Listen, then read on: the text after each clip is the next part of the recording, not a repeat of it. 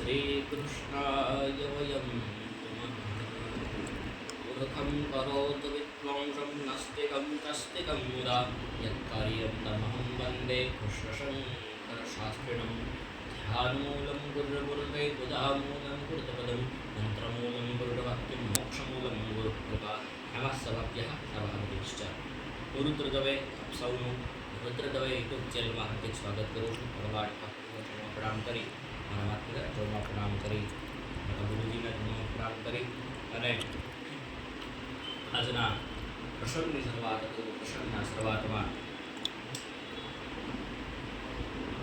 બહુ સુંદર પ્રસંગ છે.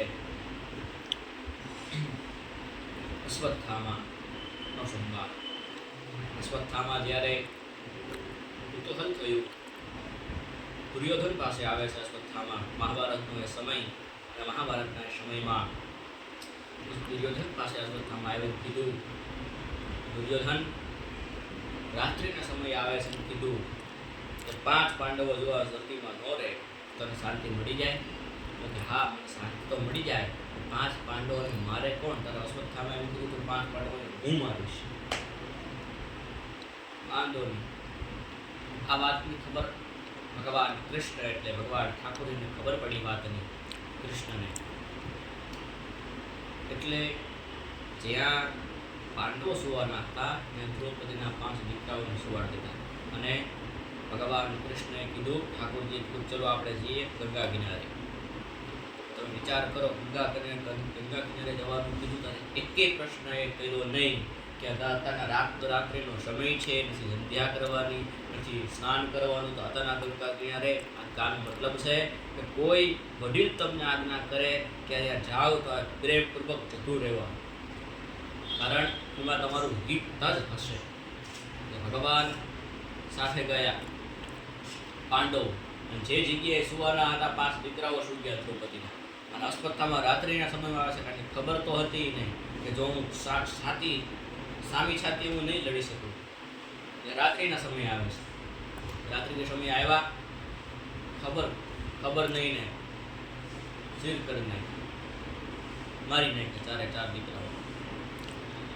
પછી સવારનો સૂર્યોદય રાતના મારી અને દુર્યોધન પાસે લઈ જાય છે. દુર્યોધનને કીધું ભલે કાલ તો સવારે તો દૂર વાત છે, હજુ સવારે થઈ નથી અને 5 પાંડવો રહ્યા નથી. દુર્યોધન કે અશ્વત્થામા ભાન તો છે ને કે શું બોલો છો? કે આ જે ભીમે મારી જાંગ તોડી નાખી હોય, જે અર્જુને જે ભીમે જાંગ તોડી એ નબળું ન હોય. અજવાળો દીવો મંગાવ્યો અને જોવે છે તો ખોપડીમાં આંગળા ખૂંચી જાય છે. તારે અશ્વત્થામા એમ કહે છે કે જે એટલી ભીમની એટલી ખોપડી નરમ ન હોય તો મારા આંગળા ખૂંચી જાય. સૈનિક પાસે દીવો મંગાવે છે. દીવોમાં જોયું તો 5 પાંડવની જગ્યાએ દ્રૌપદીના 5 દીકરાઓ. દુર્યોધન, દુર્યોધનનું સાચું નામ હતું સુયોધન, પણ આ તો દુર્યોના દોષના સંગમાં આવ્યો એટલે નામ પડ્યું દુર્યોધન. બાકી સાચું નામ હતું સૂર્યોધન. હવે દુર્યોધન જગ્યાએ સૂર્યોધન પ્રગટો છે. દુર્યોધન જગ્યાએ સૂર્યોધન આવ્યો. આ શું થઈ ગયું મારા છે? અશ્વત્થામા પછવાનો પાર ન રહ્યો. સવારનો સૂર્યોદય થયો, બધા આવે છે. ભગવાન કૃષ્ણ ઠાકોરજી પોતે આવી અને માં કુંતા રુદન કરતા હતા, બધા રુદન કરતા હતા. ભગવાન ઠાકોરજી પૂછ્યું શું થયું? દ્રૌપદીના 5 દીકરાઓ નથી રહ્યા આ સંસારમાં. ત્યારે દ્રૌપદી જે વાતમાં બોલ્યા છે ને વાલા ભક્તો, એ સંસારની એક સ્ત્રી હોય તો આ વાતને કદાચ ગ્રાહ્ય નહીં રાખે. કદાચ સ્ત્રી હોય, આપણા છોકરાને કંઈક વાગ્યું હોય અને જો ખબર પડે તો એને આપણે નો બોલવાના શબ્દો બોલીએ છીએ. પણ આ દ્રૌપદી જેવી મહાન સ્ત્રી એટલે આને આજે પૂજવામાં આવે છે, એટલે આજે આને મહાભારતને યાદ કરવામાં આવે છે. કે જ્યારે દ્રૌપદીએ કીધું, અર્જુને પ્રતિજ્ઞા કરી, જ્યાં સુધી તારા અત્યારે એને પકડી ન લઉં ત્યાં સુધી તો જો એનો પાટલો કરી અને તને નવડાવી દઉં, તને કે તારા કેસને તને સ્નાન ન કરાવું તો મારું નામ પણ અર્જુન. ભગવાન ઠાકોરજીને એમ કહે છે કે ચલો હવે આપણે જોઈએ કોણ છે. ઠાકોરજી અને દુર્યોધન, ઠાકોરજી અને અર્જુન બધા જાય છે. અર્જુન અને અશ્વત્થામા રથનું પૈડું લઈને ભાગે છે. ત્યારે અર્જુન કીધું કે કૃષ્ણ રથ ઉપર રાખ. કેમ? આજે યુદ્ધનો ધર્મ તૂટે છે. ધર્મ તૂટે છે. વિચાર તો કરો વાલા ભક્તો, તે વખતે યુદ્ધમાં ધર્મ હતો અને આજે બહુ બહુ દુઃખ સાથે કહેવું પડે છે કે યુદ્ધમાં અત્યારના પહેલા ધર્મ હતો, અત્યારના ધર્મમાં યુદ્ધ આવી ગયું. ભગવાન અર્જુન દોડે છે, કારણ તે વ્યક્તિ કે મારા પ્રતિજ્ઞાનો ભંગ થઈ રહ્યો છે, યુદ્ધનો નિયમ તૂટે છે.